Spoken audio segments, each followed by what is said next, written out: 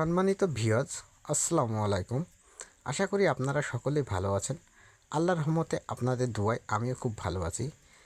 সঠিক নিয়মে বিম কিভাবে করবেন আমাদের এই ভিডিওটা শুরু থেকে শেষ পর্যন্ত দেখলেই আপনারা বুঝতে পারবেন। একটু খেয়াল করে দেখেন, খেয়াল করে দেখলে কিন্তু আপনারা বুঝতে পারবেন।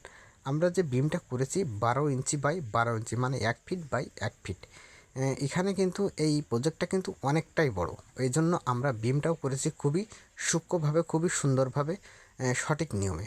আমরা যে বিমটা যে মুখটানাগুলো মেরেছি সেই মুখটানাগুলো দেখেন কীভাবে ঘন, অতিরিক্ত ঘন করে মারা হয়েছে। কারণ এই মুখটানাগুলো যদি ঘন করে না মারা হয় তাহলে ঢালাই দেওয়ার সময় আপনার মুখটা ছেড়ে দেবে এবং এই জায়গাটায় আপনার 15 ইঞ্চি কি 13 ইঞ্চি হয়ে যেতে পারে। এই জন্য আমরা সঠিক নিয়মে মুখটানাগুলো মেরেছি খুবই সুন্দর করে। আর আমরা যে বিমের বোর্ডগুলো মেরেছি সে বোর্ডগুলো একটু খেয়াল করে দেখেন। খেয়াল করে দেখলে আপনারা বুঝতে পারেন যে বিমের বোর্ডগুলো কত সুন্দর করে আমরা কিন্তু মেরেছি। মেরে আমরা কিন্তু সুতো বেঁধে আমরা সুতোই লেবেল করেছি। আর সুতোই লেবেল না করলে কিন্তু বিম সোজা হবে না। সব সময় মনে রাখবেন যে ঢালাইয়ের পরে যদি আমরা সুতো টাঙায় লেবেল করি তাহলে কিন্তু বিম সোজা হবে, তাছাড়া কিন্তু সোজা হবে না। বিম কিন্তু সুতো না টাঙালে কিন্তু আপনি সোজা করতে পারবেন না। সেক্ষেত্রে আপনার একটা দক্ষ মিস্ত্রি দিয়ে কাজ করাবেন। সেই দক্ষ মিস্ত্রি কিন্তু সুতো দিয়ে কিন্তু আপনার বিমটা লেবেল করে দিতে পারবে এবং সোজা করে দিতে পারবে। দেখেন আমরা এখানে বিমটা ঢালাই করে কত সুন্দর করে কিন্তু আমরা সুতো টাঙায় কিন্তু আমরা সোজা করেছি। এ পাশটা ও পাশে ঠেলাঠুলি বাঁধা নিয়ে কিন্তু আমরা বিমটা সোজা করেছি। আপনারা যদি চান তাহলে সেম কাজটি আপনার বিল্ডিংয়ে কিংবা আপনার বাড়ির আঙিনায় করতে পারেন।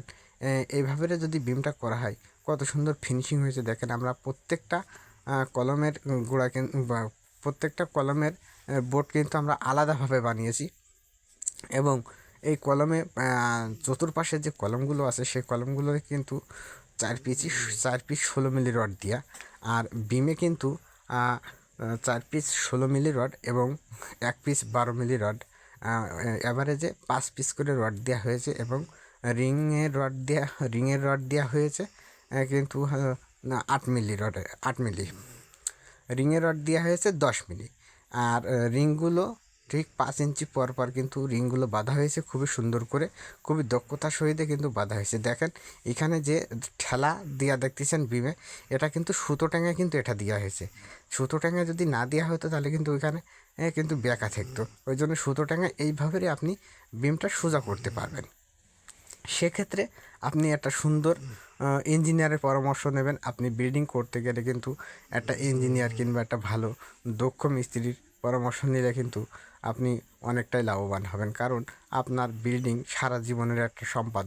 এই সারা জীবনের সঞ্চয় দিয়ে যদি একটা বিল্ডিং করে সেই বিল্ডিংটা যদি মজবুত না হয়, কমপ্লিট না হয় তাহলে কিন্তু অনেকটাই সমস্যা। এই জন্য আপনারা বিল্ডিং করার আগে আমাদের এই ভিডিওগুলো একটু খেয়াল করে দেখবেন এবং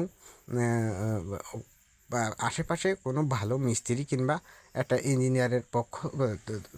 ইঞ্জিনিয়ারের কাছ থেকে বুদ্ধি নিয়ে এসে আপনারা বিল্ডিং করবেন। সেক্ষেত্রে আপনার বিল্ডিংটা অনেক মজবুত হবে, অনেক টেকসই হবে আপনার বিল্ডিং।